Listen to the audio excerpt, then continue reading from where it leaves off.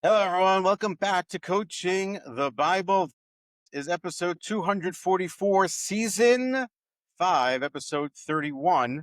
Our topic of the week is going to be called Leading Without Knowing. We'll get to that in just a second. If you are watching this, then you'll see the sign behind me, that warning. It's my 50th birthday. As I mentioned last week, this week I celebrated my 50th birthday. Admittedly, at the outset, I was not sure how to emotionally connect to turning 50, how I was going to feel about it. Can't say I was ambivalent. I was just not sure. I just didn't know. And I had emotions going both ways. But I have to say that between the way my wife and children handled celebrating it for me and with me, and the response from friends and family all around, it really was a special kind of day. And thankfully, the celebration hasn't yet finished. So we're going to continue to celebrate. I've come around a little bit in my thinking around what 50 means and what it means for me and what it can mean for you potentially. And so I'm good.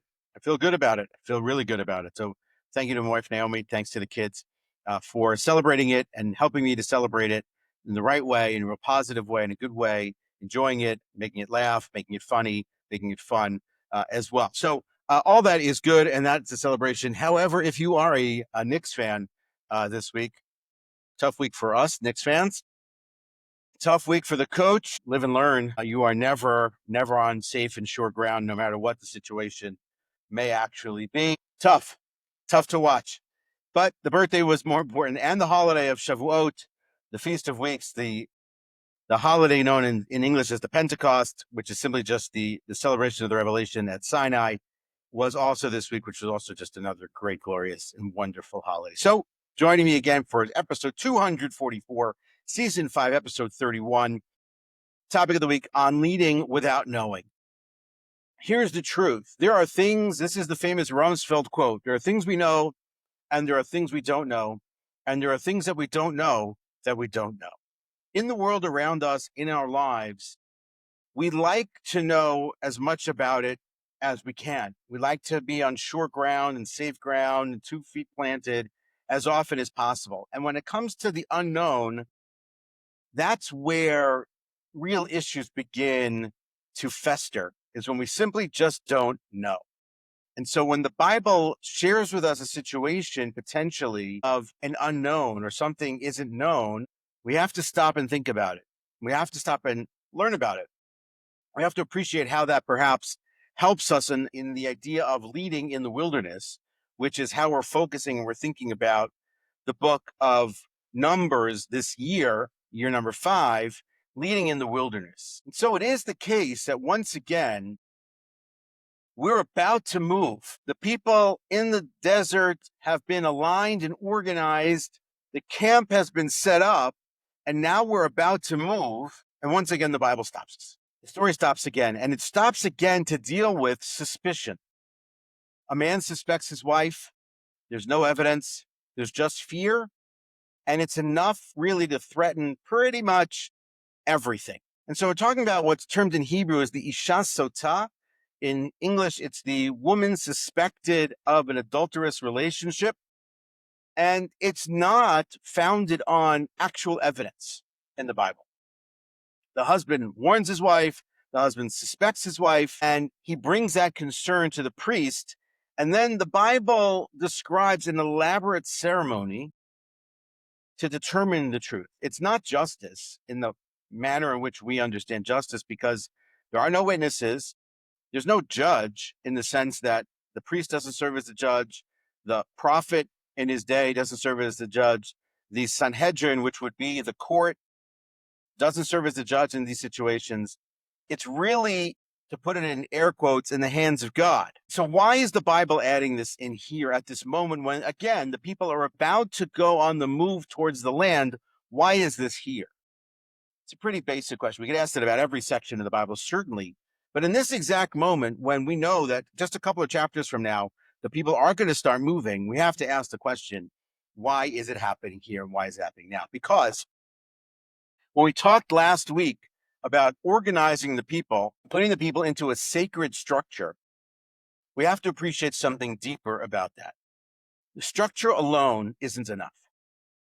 Structure alone isn't trust. Structure alone, by and for itself, is simply not sufficient to be ready for what's next for the people. You can't march forward if you can't trust what's beside you.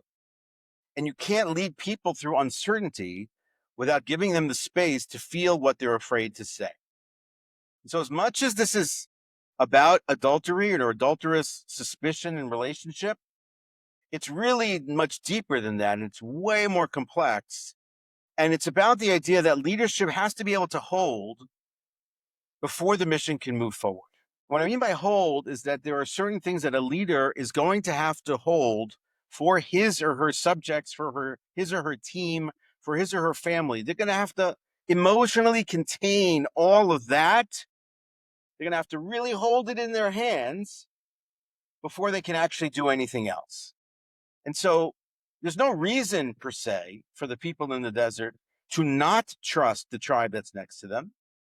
But at the same time, they haven't spent time team building, like we talked a lot about last week, the idea of forming and storming and all that other stuff and norming and becoming a team and developing the rapport and the relationship and the timing and the harmony of a real team, a real unit. And so the Bible brings us an example from an incredibly intimate space, the relationship of husband and wife. Because if there is no trust there, if there's ambiguity there, if there's unknowing there, then you can't move forward. You can't fully succeed. You can't reach the full potential of what it is that you're trying to reach in your life, in your space, in your world. It's just not possible. And so it's going to extrapolate and to extract from that relationship to the nation writ large. And it does it in the following way. The man brings his wife to the priest. He suspects betrayal. He has no proof. The Bible tells us about this elaborate ritual.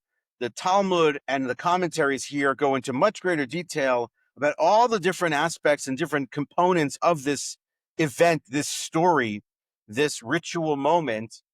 Perhaps people are watching from the sides in the temple as this is taking place. There are ample opportunities for the woman to come clean, to say she did do something. She didn't do something, to bring proof that she did or that she didn't.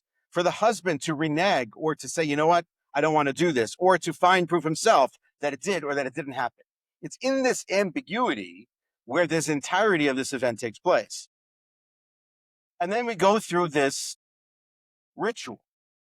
There is an offering which is brought, which is different. It's brought as a symbol of jealousy, not out of celebration.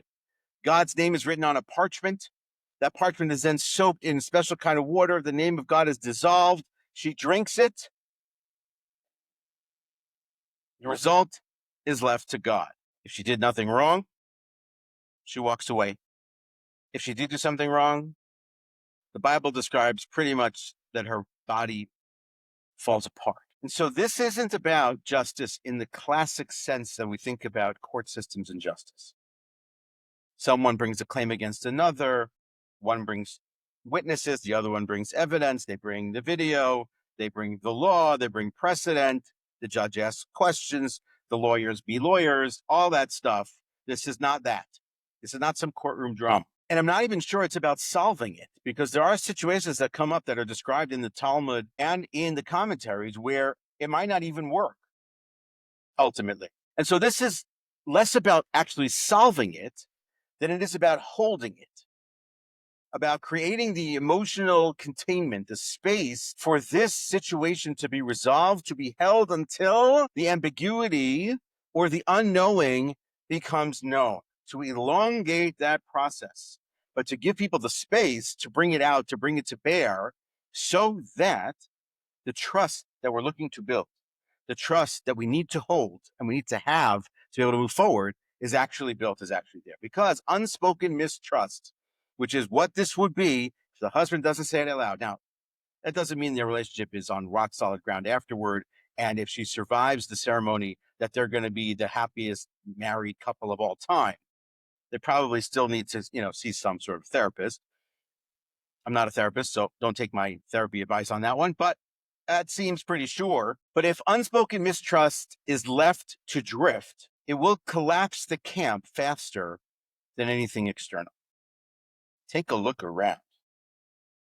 Perhaps the largest issue that different sides of issues have today in the world, politically speaking, is mistrust. That perhaps what's going on in the Bible here, on a different level of thinking about it, in the story itself, and then for the leader, that's you, the leader, is when we're leading in the wilderness, when we're out there, when all that's happening around us out there and we don't know, we need to figure out a way to hold the unknown long enough. So the event itself here that the Bible describes, a lot of the time we think about it in the space of jealousy, understandably, but it's more about giving it a safe space and a safe place to actually be seen.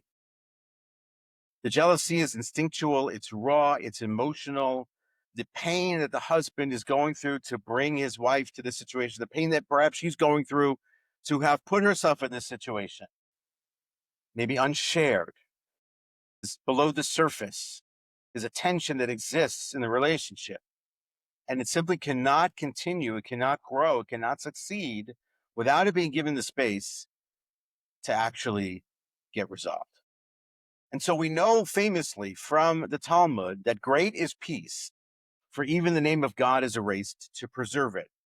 God's name, which is normally untouchable, is literally dissolved in water here because what's at stake isn't just this marriage, it's really much deeper. It's the fabric of the people. The Bible teaches us that peace in the home or peace in the world, whatever it is, peace in the community, let's start there.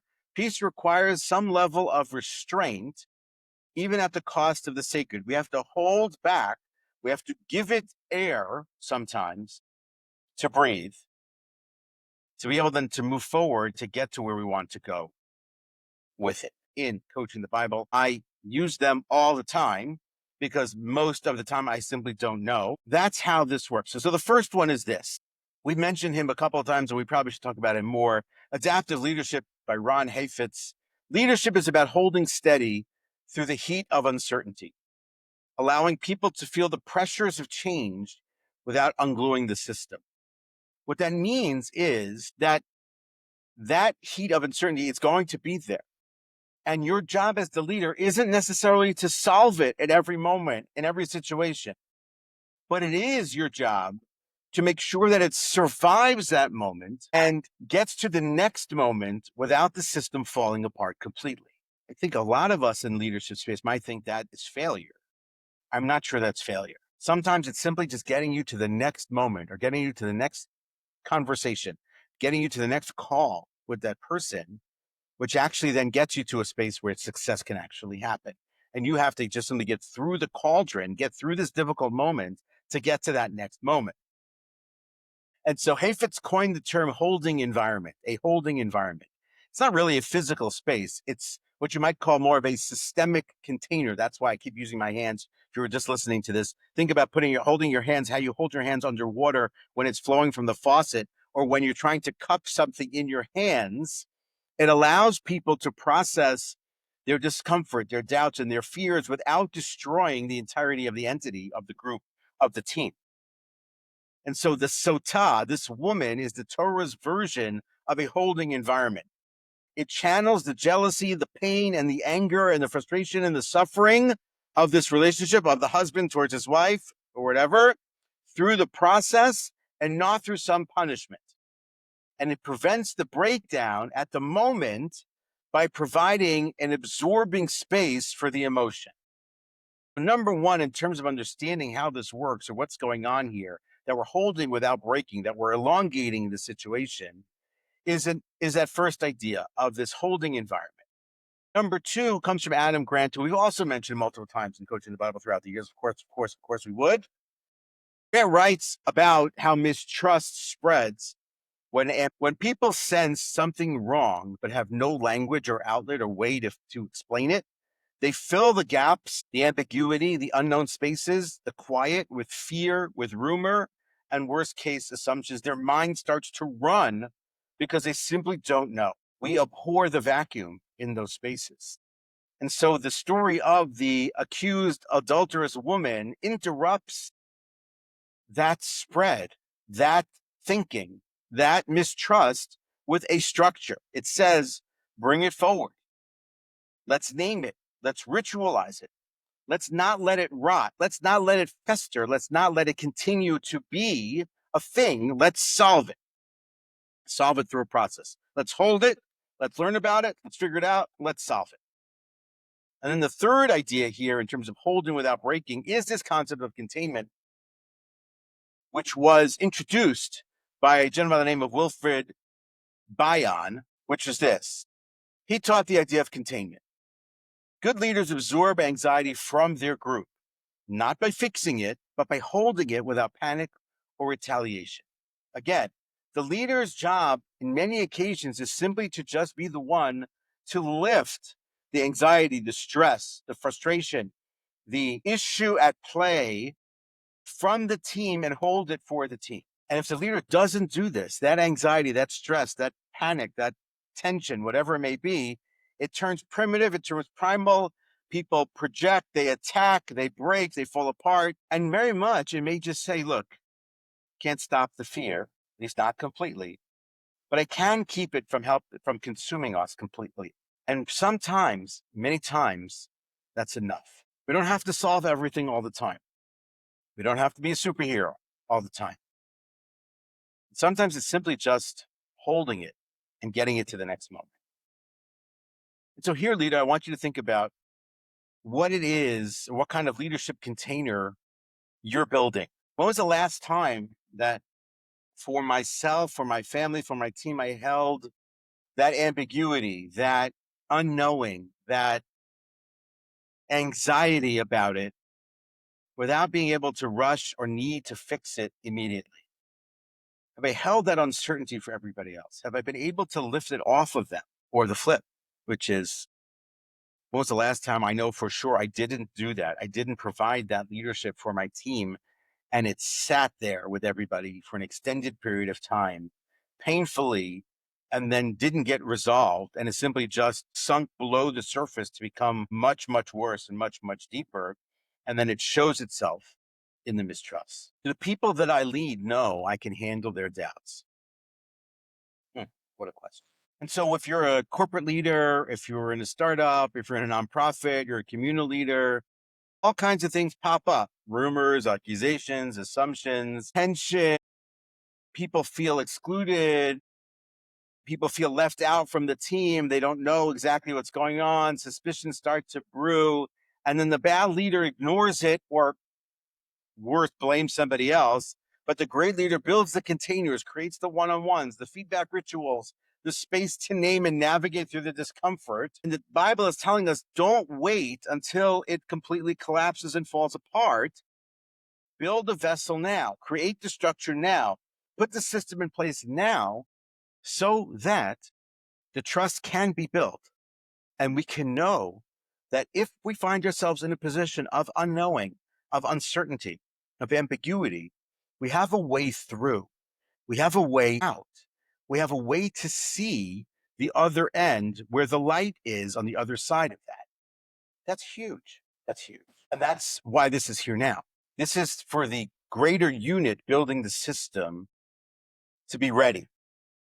So this is the nation before the nation moves. After the nation is structured, the nation is building a trust system, an emotional container system to be ready for when it needs to be in place. And it also explains why you have the Nazarite story right there as well, because that is not about the collective, that is about the personal level of discipline. So we need the communal relational containment.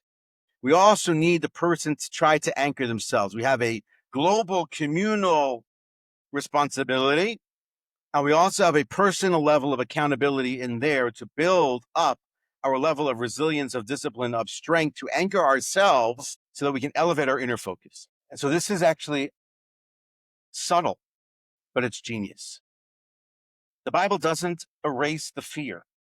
It doesn't fully validate it either. It simply says, let's create a sacred system that we're all going to trust and rely in, that's going to hold it so we can actually get to where we need to be able to transform, to succeed. It's not about control. It's about keeping cohesion and holding the dignity so that we can persevere and that we can preserve the trust of the people. We can preserve the dignity of those who are in doubt, and we can preserve the larger mission that lies ahead. And so to finish it out, here's just a couple of quick tools I think can really, really help us make this work. Try this the next time you walk into a meeting with your team. Begin the meeting by saying the following. Hey guys, what's the emotional temperature in the room today? Where's everybody holding? Even use that term. It sounds corny and it sounds weird. Yes. And if you've never said it before, for sure, people are going to be like, huh? Like, what? What are you talking about? What's the emotional temperature in the room today? Let people share their stress levels, their moods, or their moods of their teams, or the unspoken tensions that might exist. We want to normalize that discomfort, which then reduces some of the projection and some of the other underlying and undiscussed or undescribed or unspoken of stresses and anxieties that are out there. Or you might have what I'll call a pause protocol. It's almost like the red button, maybe not a red button, but a button nonetheless, that says sometimes in a meeting, hey, I think we need a pause. And it has to be that anyone in the room can call it. So this is like for high level meetings, probably. But anyone can look around the room. If it gets hot, if it gets high, if emotions are getting tough, if trust dips, if the voices rise, if people are saying things perhaps that they're going to regret later, anyone can say, I think we need a pause. That language stops the spiral, and it stops the spiral without allowing shame to set in or to getting to a place into a point where there's no return. And that pause moment is, in fact, the ritual of containment. That's a different form of holding your hands with the water in it. And it works. Hey, let's take 5 minutes here. When things are uncertain, when things are unclear, when we're not sure, we don't have the full picture yet. I don't fully know all the details just yet, but we're going to face this together. We're going to figure this out together. At the moment, I don't know, but as leader of this team, CEO, executive director, leader of the community, I'm going to work with all my might to figure it out, and we're going to get through this together. That language is enough. So if you're thinking about this, think about those kinds of practical tools. Think about how I am or I am not containing the emotional space for my team and holding it for them and giving them the room to say the things that they need to say, or giving them the room to appreciate and speak of the unknowns and the ambiguity and the uncertainty and the anxiety and the stresses that they're holding. In the same way that the Bible does here in the story of the accused adulterous woman. Before the people move here in the Bible, before they march into their destiny, the Bible stops again the story and teaches us this lesson, not about the conquest or anything else, but about containment and about control. Because for the most part, and what we talked about earlier on, the greatest threat isn't from the outside. It's what happens when we mistrust everyone around us, and the mistrust really has no place to land. The story isn't about jealousy. It's about a level of wisdom and appreciation of the dynamics that exist in teams and in communities and in ambiguity and in uncertainty. And the leadership isn't knowing what's true, at least not always, but it is about building the system can hold and hold and hold what you'll never fully know, at least not fully know now. And that is how you lead in the wilderness. Finish it out with a quote. I'm going to just bring back that quote from Ron Heifetz that we mentioned before. Leadership is about holding steady through the heat of uncertainty, allowing people to feel the pressures of change without ungluing the system. Wishing all of you a wonderful and glorious and incredibly beautiful weekend ahead. I look forward to seeing you next week as we hit episode 245.